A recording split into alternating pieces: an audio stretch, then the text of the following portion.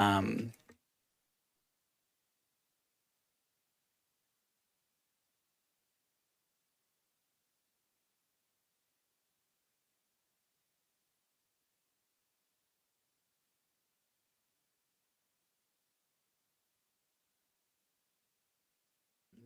do not have any sign-ups today for the public comment period. Is anyone in the gallery seeking to be recognized for the committee's public comment period? Not seeing anyone. All right. Well, we don't have any public comment today, so we'll conclude that. I don't have any chair's report or scheduled departmental updates today, so we're going to jump straight into our agenda. Have a proposed consent agenda for the committee. I'm going to read through both the committee agenda item numbers and the bill numbers. And if any of these items need to come off of consent, please let me know and we will do so. All right, so committee item 1, RS 2024-218. Committee item 2, RS 2024-219. Committee item 3, RS 2024-220. Committee item 6, RS 2023-223. Committee item 7, RS 2024-224. Committee item 8, RS 2024-226. Committee item 9, RS 2024-227. Committee item 11, RS 2024-229. Committee item 12, RS 2024-230.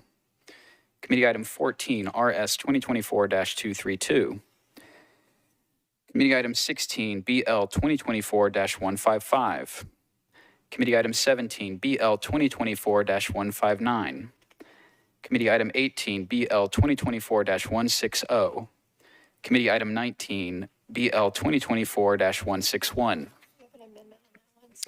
Pardon, we have an amendment on committee item 19, BL 2024-161. That is not going to be on consent, so we can consider the amendment.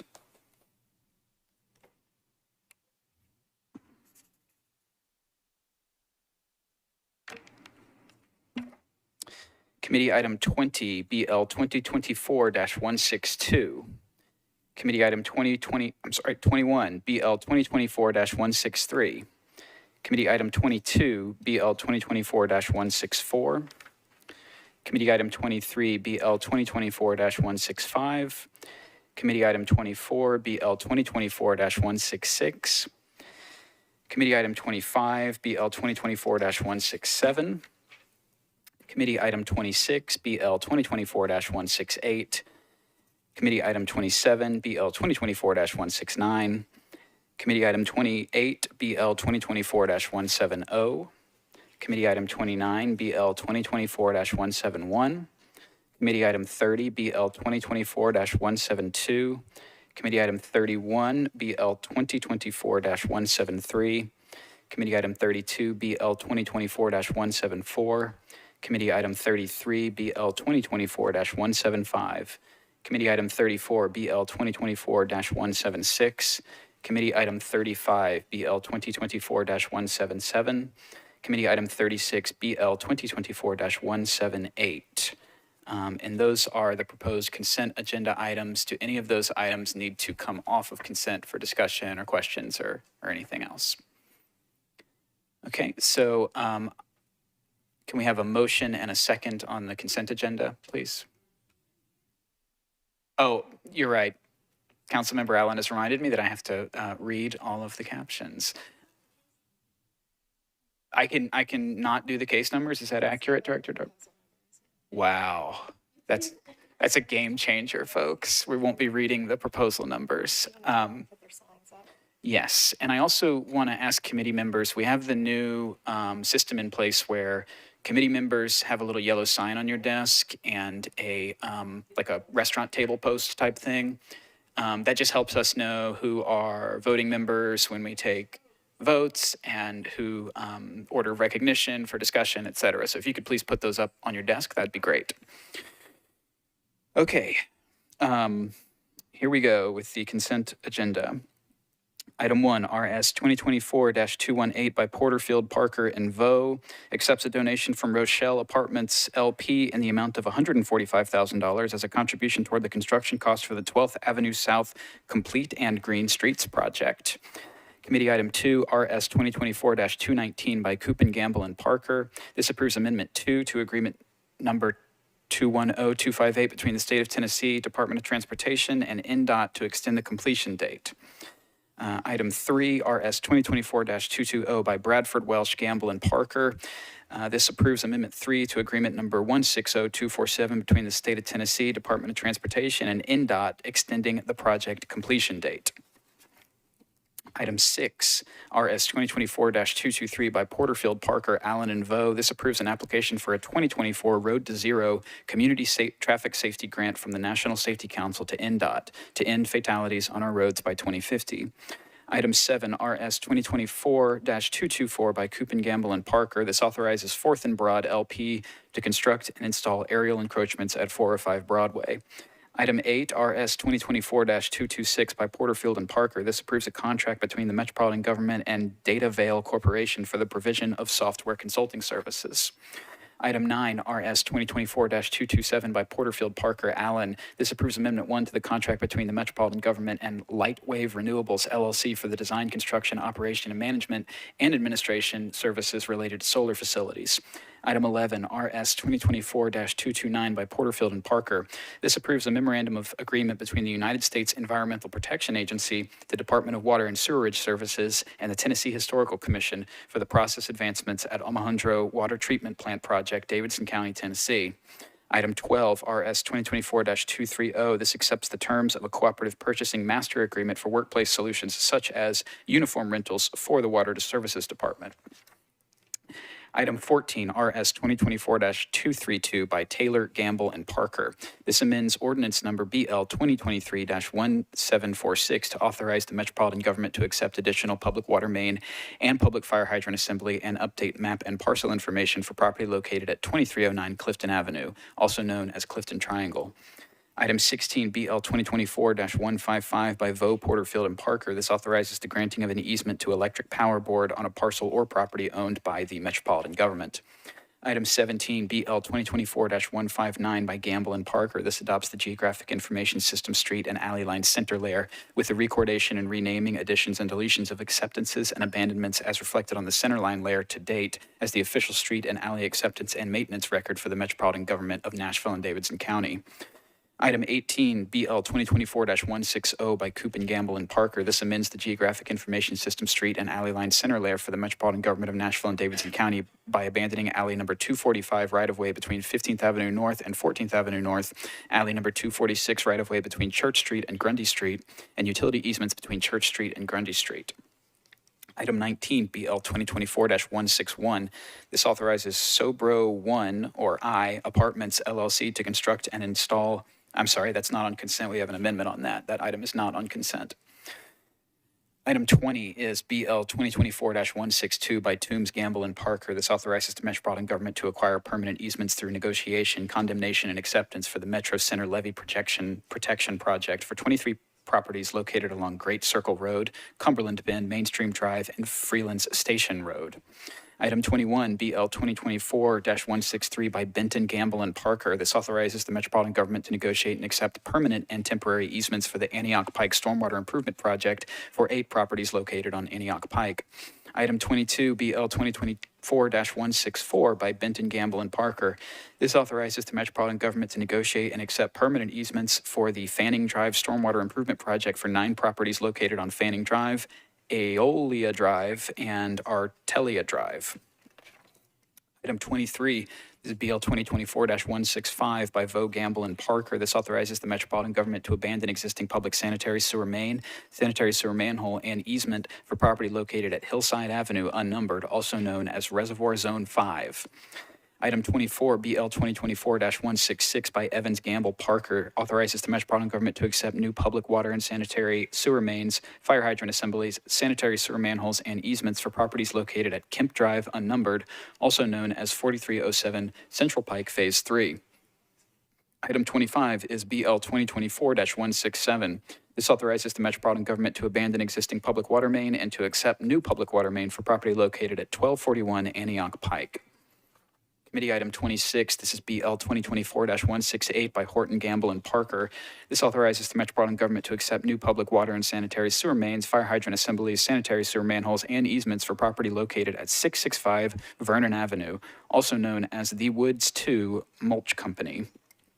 Item 27, this is BL 2024-169. This authorizes the Metropolitan Government to abandon existing public water mains and to accept new public water mains and fire hydrant assembly for property located at 1025 B Reverend Drive, Reverend Dr. Enoch Jones Boulevard, also known as the Mosaic at Jefferson. Item 28, this is BL 2024-170 by Horton, Gamble, and Parker, authorizes the Metropolitan Government to abandon existing public sanitary sewer mains and sanitary sewer manholes and to accept new public sanitary sewer mains and sanitary sewer manholes for 13 properties located on Louisiana Avenue and Tennessee Avenue, also known as Camden Nations.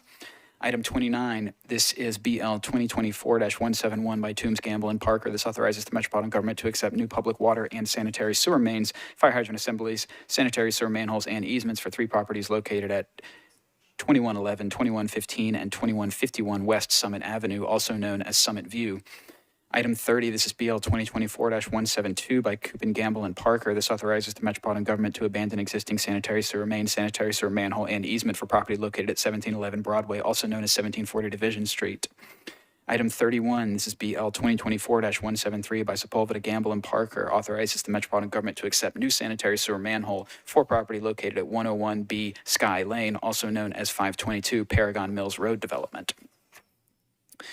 Item 32, this is BL 2024-174 by Gamble, Parker, and Stiles. This authorizes the Metropolitan Government to abandon existing sanitary sewer main and sanitary sewer manhole and to accept new sanitary sewer manhole for property located at 917 Bell Road, also known as Kipp High School. Item 33, this is BL 2024-175 by Gamble, Parker, and Gadd, authorizes the Metropolitan Government to abandon existing sanitary sewer mains, sanitary sewer manholes, and easements, and to accept new sanitary sewer mains, sanitary sewer manholes, and easements for property located at 3029 New Natchez Trace, also known as Hornsby Residence. Item 34, this is BL 2024-176 by Parker and Gamble. This authorizes the Metropolitan Government to accept new public sanitary sewer main and sanitary sewer manholes for property located at 555 Creative Way, also known as Creative Way Village. Item 35, this is BL 2024-177 by Sepulveda, Parker, and Gamble, authorizes the Metropolitan Government to accept new public water and sanitary sewer mains, sanitary sewer manholes, and relocation of existing fire hydrant assemblies for property located at 260 Paragon Mills Road, also known as Paragon Mills Elementary. Item 36, BL 2024-178 by Cap, Gamble, and Parker. This authorizes the Metropolitan Government to accept new sanitary sewer manhole for property located at 730 Main Street, also known as 714 to 730 Main Street. That is the captions of our consent agenda items. Does anything need to come off of consent after hearing the captions? I'm not seeing any, so can we have a motion and a second, please? Properly moved and seconded. All those in any discussion on the consent agenda? Seeing none. All those in favor of the consent agenda, please say aye. Any opposed? Any not voting? Thank you, and I'm going to update my attendance here. We have some new members. Got, we added Horton. Anybody else? Alice is here, excellent. Okay.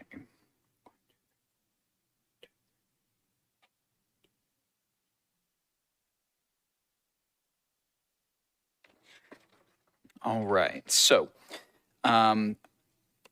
first 2 items on our main agenda, we have RS 2024-221. Do I need to read the caption if it's being withdrawn? So items RS 2024-221 and RS 2024-222 are going to be withdrawn at the request of NDOT, of the department.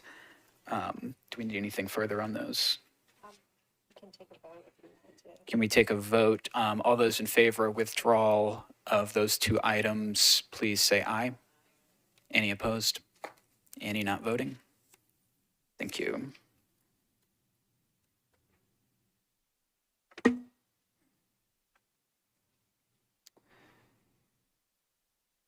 All right. Next item, which I pulled off for discussion, is item 10 on our agenda. This is RS 2024-228 by Porterfield and Parker. This approves Amendment 1 to the contract between the Metropolitan Government of Nashville and Davidson County, I assume, and Platform Capital Waste Solutions, LLC, for the provision of solid waste collection. Do we have a motion on this? Properly moved and seconded. So this is a contract amendment to increase the scope. And I was hoping that, as y'all probably know, we had some serious issues with a contractor that was covering a lot of garbage pickup around the county in the last term. And in order to address those issues, we have kind of diversified our contractor pool. And I was just hoping to get a little bit of context from the department, if we could, about what this contract amendment does, how it fits into kind of our overall approach and everything. So thank you for coming to the podium. If you could please introduce yourself and just give us a little bit of context about this. Sure. Amanda Deaton-Moyer, Assistant Director for Business and Finance for Metro Water Services. So this contract amendment is to increase the value. When we came to you with this platform capital contract, you might recall we were in a bit of a, oh my gosh, we got to get this working. There was a lot of things that had gone in a lot of different directions with the Red River bankruptcy. And so this moved through pretty quickly. And what happened was we looked at it, and that $6 million was an estimate for 1 year. We threw around a lot of numbers. That's what got ultimately entered into the system as the value. The intention at the time was to have the number for 2.5 years, because that's actually when this contract expires. It expires in November of this year.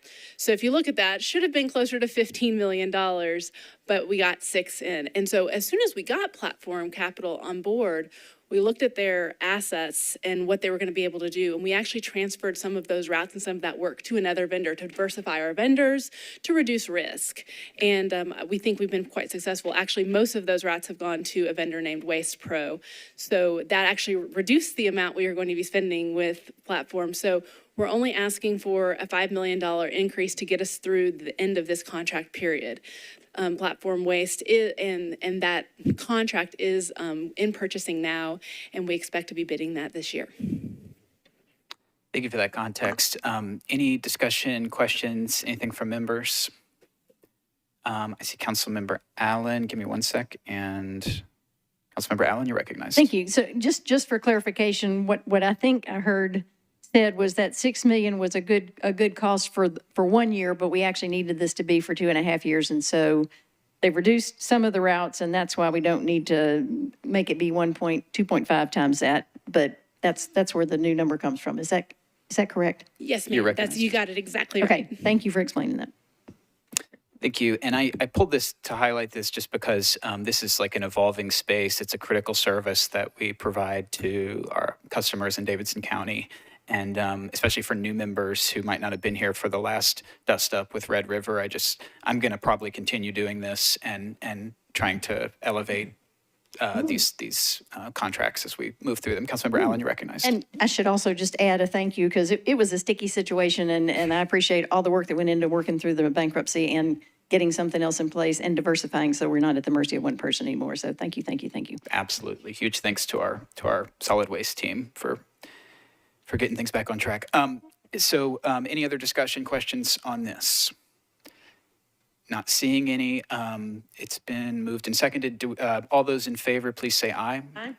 Any opposed? Any not voting? All right.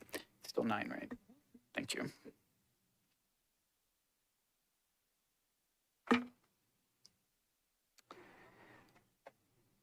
Okay, next item that we have for discussion, again, I pulled this to help elevate the awareness of what's going on in this space with the body. So this is RS 2024-231 by Porterfield and Parker. This accepts the term of a cooperative purchasing master agreement for route management hardware and software solutions for the Water Services Department. Do we have a motion and a second on this, please? Properly moved and seconded. Thank you. And again, if I could ask, just because this is in the solid waste collection space, if I could ask someone from the department to come up and just give us a little bit of context about what we're doing here, what's this going to improve or allow us to do, and I appreciate it. You are recognized. If you'd please introduce yourself. Yes, Sharon Smith with Waste Services. I just need to admit, I'm super excited about this particular contract because what it's going to do is take us from paper maps to digital maps. And our drivers will be able to see the route on their phone, well, on a Metro phone provided to them that will be mounted in the truck. They'll be able to, the app will track them as they go down a street. If they forget to go down the other side of the street, that side will remain unhighlighted.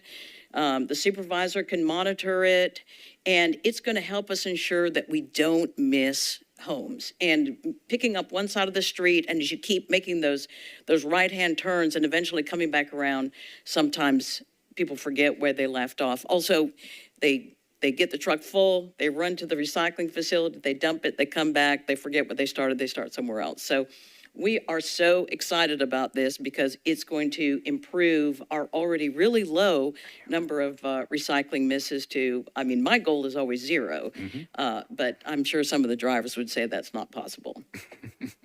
Well, thank you for that context. It looks like we have at least one question from a committee member. Councilmember Benedict, you're recognized. Thank you, Chair. I just wanted to confirm, it sounds like this is for recycling. And is it for any other service, just recycling? Now, this will be something that all of our CDL holders will have. So we'll use it for recycling. That's probably the primary thing, but we also have some backdoor trash customers. So we'll be using it for that. But we'll also, when we do get missed pickups, we'll be able to do on the spot in that morning, create a route saying, here are the, the missed pickups for today and send those folks out. So we're going to use it in a lot of different ways, but it will primarily be for like curbside alley collection. And just to clarify, so this will primarily be utilized for the recycling routes that Metro operates, and our contractors won't be outfitted with this, like our garbage collection contractors won't be outfitted with this at this time? They have different technology. Each one of our contractors has technology somewhat similar to this. We're hoping in the future that we can find a way to kind of marry those, but for now, this, and I should have mentioned, we did 2 pilot programs to see what different companies had, and this was the easiest to use for our drivers. Memphis uses it. I believe Houston uses it. We got a lot of really good recommendations from other cities because it's easy to follow. You're looking at the map, and as you go past those houses and slow down and get the cart, like the little light comes on showing you've emptied or picked up those carts. So it's just really very beneficial. That sounds great. Thank you so much for that context. I see Councilmember Ellis. Councilmember Ellis, you're recognized. So just to understand, when we get the snowplow trucks, will this device be available for those next year? So the snowplows goes through NDOT, the National Department of Transportation, and they use different routing software. I don't know if you know, do they use Route Smart for the snowplows and stuff? Okay. You just use, well, anyway, no, it's something that we're using. They will be using something different. And just as a follow-up question, what would the process be in order for you all to link this software with the contractors that we use? So the contractors, 2 of them have proprietary software. So Waste Management has software that they use across the country. And Waste Pro also has proprietary software. So they really like to use the stuff they have. It doesn't mean that we couldn't get access to theirs, which is something we're hoping to do, is have read access where we can see what their trucks are doing. But at this point, we're just doing this on our equipment. Just one more question, sorry. Absolutely. And so the information that you get from the contractors is like if they miss a collection, I know that we all communicated about a couple of missed pickups. Just to understand for situational awareness, is that information exported and then sent over to us, or like how do they report back the contractors that will not? Councilmember Ellis, if you could pull your microphone a little closer to your mouth. That are not Thank you. currently connected to the system, like how would you all know if a recycling or a trash can is missed? Yeah, so most of the time people report through Hub Nashville, and Hub Nashville drives a lot of that.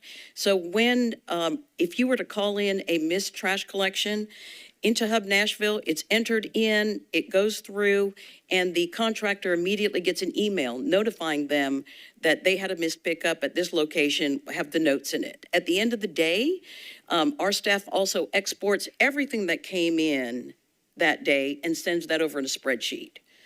So they get two methods of communication. One, that if they have time, they can address throughout the day. We already have a truck in this area. There was a miss over here. We'll send them over here to get it. Or if not, then they do their misses the next day. They send us back the spreadsheet. We close everything out. Sorry, just one more thing. Sure.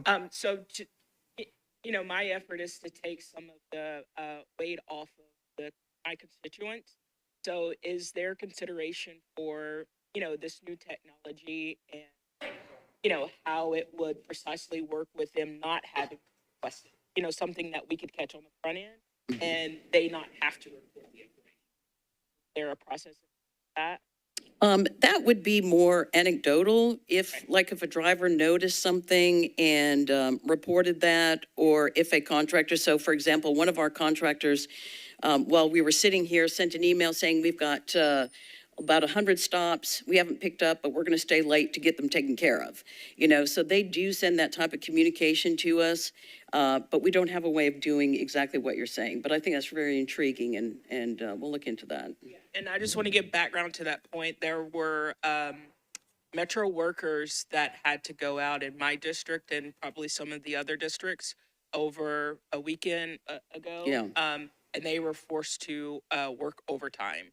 So I would suggest that we all be cognizant of, the burden that we put on staffers and the systems that we all use, making them do extra work. Good afternoon, John Honeysuckle. I do want to clarify something, Councilor Ailes.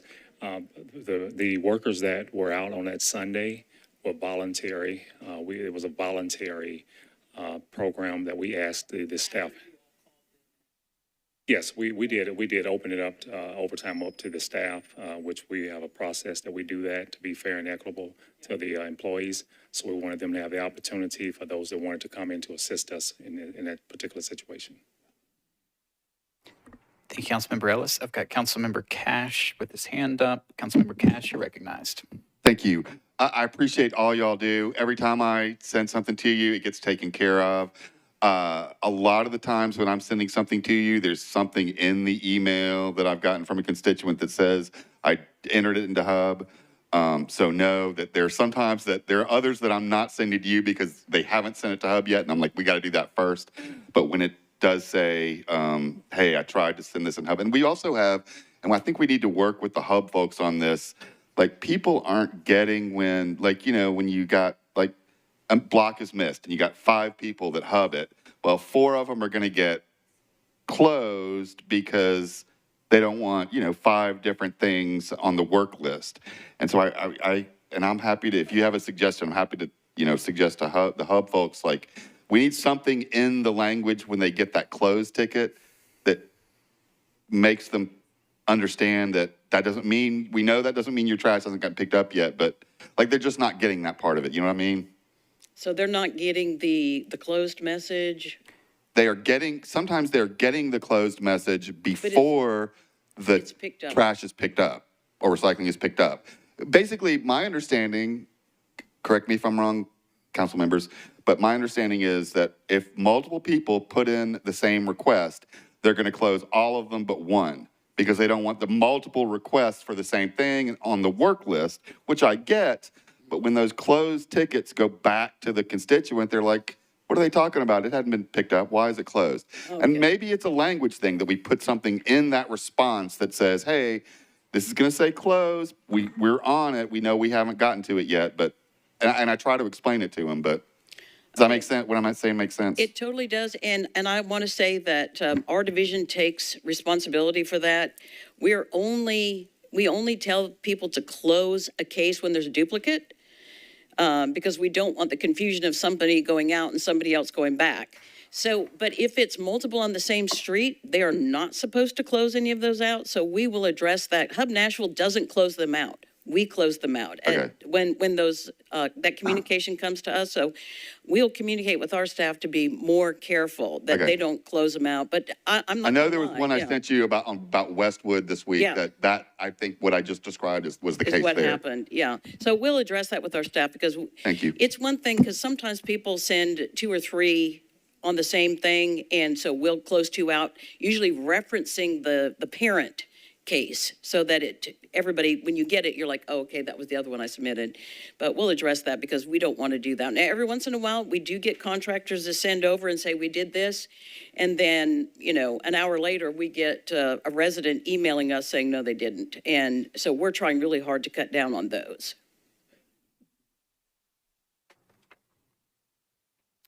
Okay, well, thank you all very much for that context and explanation. Okay, so I'm seeing no other discussion questions on this. So we're voting on, let me make sure I say the right thing. RS 2024-231. All those in favor, please say aye. Any opposed? Any not voting? Okay, thank you. Recommend approval. All right, for bills on second reading, we have item 15. This is BL 2024-153 by Wiener. This is an ordinance amending section 15.64.035 of the Metropolitan Code of Laws. Do we have a motion on this? Properly moved and seconded. So thank y'all. I pulled off of consent because we have had some discussion in the main body, as well as a little bit of discussion as a committee. You'll find between last meeting and this meeting, a couple of folks from Metro Legal have sent a memo outlining some of the rationale behind their position on this. My lingering concern with the resolution version of this legislation was being unclear about whether infill development was impacted or not. I was concerned that it might, as previously drafted, exempt all infill from the stormwater capacity fee. But the new version does not have that concern for me. So the version that we have before us. And that being said, is there any other discussion or questions on BL 2024-153? Okay, Councilmember Evans Siegel, you're recognized. Do we have anybody here from Metro Legal who was involved in the analysis to determine? Oh, Looks like we have someone. Let me turn the admin table on. If you'd please introduce yourself, sir. I'm Tom Cross, sorry. thanks. I'm trying to figure out how we managed to do 4 years worth of work on these fees. It looks like the ones affected are only 2% of the total fees, and it wasn't until after it was passed, it sounds like, that legal objections were raised. Is that correct? This, some of the change is related to the confusing language that was in the first version of this. And some of it is related to a court decision that was passed about a year ago that invalidated Metro's sidewalk fee ordinance. And though I think we have a fair shot at defending the existing version of the stormwater capacity fee in the code, that decision casts some doubt on it, and it would make defending it somewhat more difficult. The version of the bill that you have in front of you now requires people that are connected to one of Metro's closed pipe networks to pay the fee, and exempts those who are not connected to a closed pipe network, where Metro's unlikely to ever do anything to increase capacity. There's not much you can do about a ditch. I understand the appeals clarification, so that makes sense to me, but I guess, so the advice of legal counsel is that it is harder to defend, but not impossible in the current state, which was negotiated over the course of 4 years. Is that I correct? actually don't know much about the background of negotiation. The question as posed to us was, is it defensible for us to reduce the groups of people who are required to pay for it. And yes, it is, particularly in the light of that Court of Appeals decision. I think That stormwater improvements anywhere in the county benefit everybody. But the specific capacity fee, the premise is when somebody comes to, and let's take water sewer, which is an easier context to think about, at least for me. If you come to our water system and you want to connect, there's a little bit of unused, or maybe there's a great deal of unused capacity in the system that you're absorbing. And over time, as more people connect, there isn't any more capacity there to allow somebody new to connect. And so this capacity fee, the point of the capacity fee is so Water Services always has a fund available to pay for enlargements of the system in order to make sure there's capacity when people get there. So there are other ways to pay for stormwater infrastructure. You know, there's a stormwater utility user fee as well. And there, of course, there are other ways to pay for infrastructure. But the point of the capacity fee is to make sure that we don't wind up in a situation where we don't have any resources to pay for enlargement of the system that's receiving that additional increment of flow.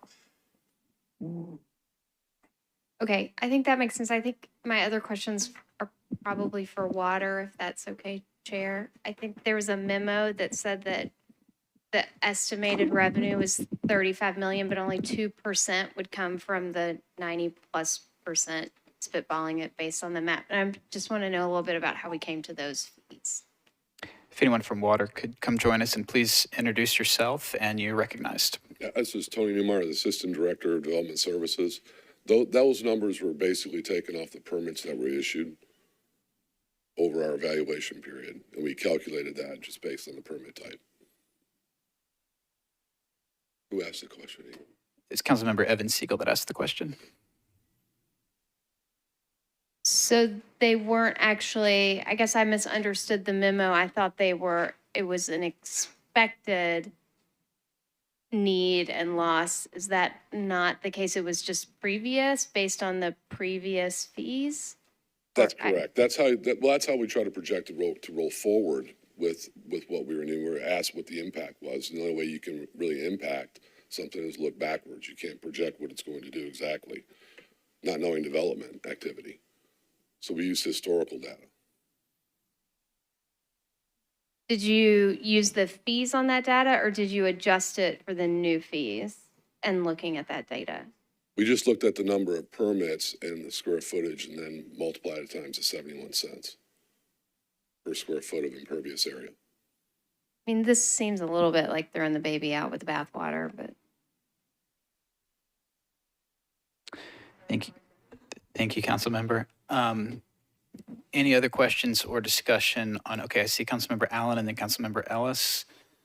Councilmember Allen. Thank you, Mr. Chair. I think this is a water question. I know we are making progress on a stormwater master plan that would sort of have some, I guess, some future predictions on what may need to happen down the line in terms of capacity experience. And part of this was driven by concerns about culverts in rural areas that needed work. So if I can just get a little bit of clarification on and maybe how the stormwater master plan might inform what would happen in those areas, and if are culverts just a whole lot less expensive to fix, and that's not a big economic impact?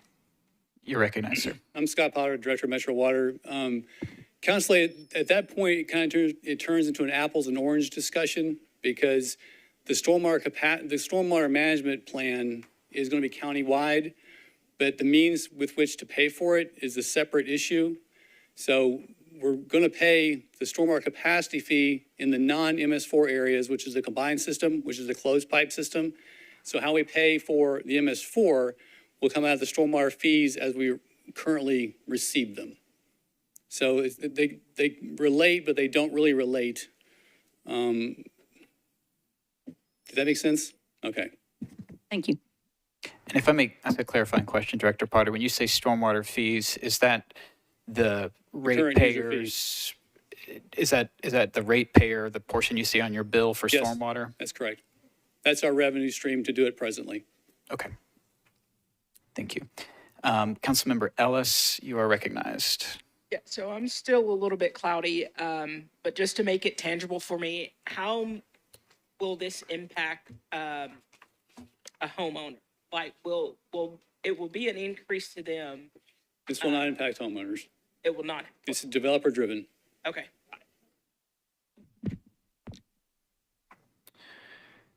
Okay. Any further discussion, questions on this? Okay, all those in favor, please say aye. Any opposed? Any not voting? 8-3.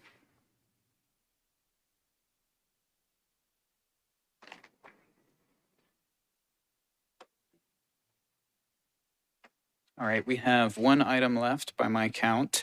This is item 19, BL 2024-161 by Coopin, Gamble, and Parker. This authorizes Sobro 1 or I Apartments LLC to construct and install aerial and underground encroachments at 825 6th Avenue South. Do we have a motion on this? Could we get a motion, please? Moved and seconded. Thank you. I'll go to Councilmember Coopin. I believe you have an amendment on this. Let me turn these other mics off. Councilman Coopin, you're recognized. Thank you, Chair. I've got an amendment on this. There was I believe, exhibits that were not included originally that were supposed to be included, so this amendment just puts that together. Would you like to move your amendment? I would like to move the amendment, please. Amendment's properly moved and seconded. Any questions or discussions on the amendment? Seeing none, all those in favor of the amendment, please say aye. Any opposed? Any not voting? All right, recommend the amendment 11 in favor, 0 against. And if we could get a motion on the bill as amended, please. All right, properly moved and seconded. Any discussion or questions on the bill as amended? Seeing none, all those in favor, please say aye. Any opposed? Any not voting? Okay, thank you very much. You recommend approval. 11 in favor, 0 against of the bill as amended. And that concludes our business as the Transportation and Infrastructure Committee. Thanks, everybody, for good discussion. And I believe planning is up next.